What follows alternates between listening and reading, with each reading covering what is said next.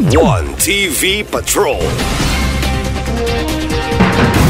Kadayon sa mga balita sa One TV Patrol. Traffic accident number 1 gihapong insidente sa Osami City PNP.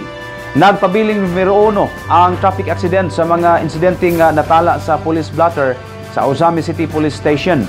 Walay dagkong krimen nga natala sa City PNP apan gikasubo ni Police Major Dennis Tano nga padayon ang pagtaas sa mga insidente sa traffic accident o fatal pagayod ang uban niini.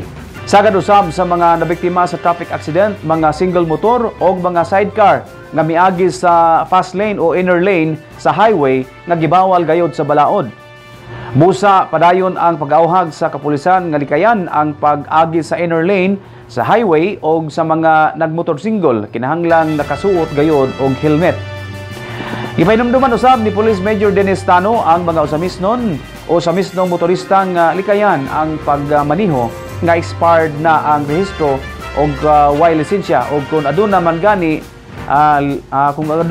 lisensya expired na kini aron dili magdubli ang penalty. So, 8 focus crimes. Very minimal. Sir, in fact, gamay ra kayo. Ang pinakadako nga insidente na to dire, bisan pag ipunon ang 8 focus crimes, dili ka basta sa number of incident involving traffic. Traffic, non-index crime. Traffic accident, may pinakataas na to din sa Osamis. Muna nga, istriktuhon yun na mo ang kaning implementation sa slow-moving vehicles.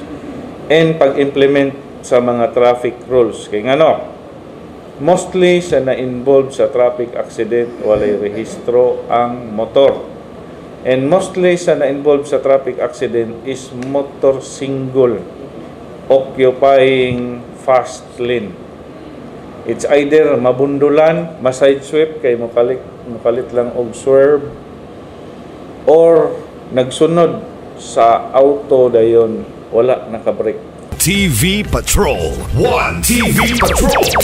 One TV Patrol. One TV Patrol.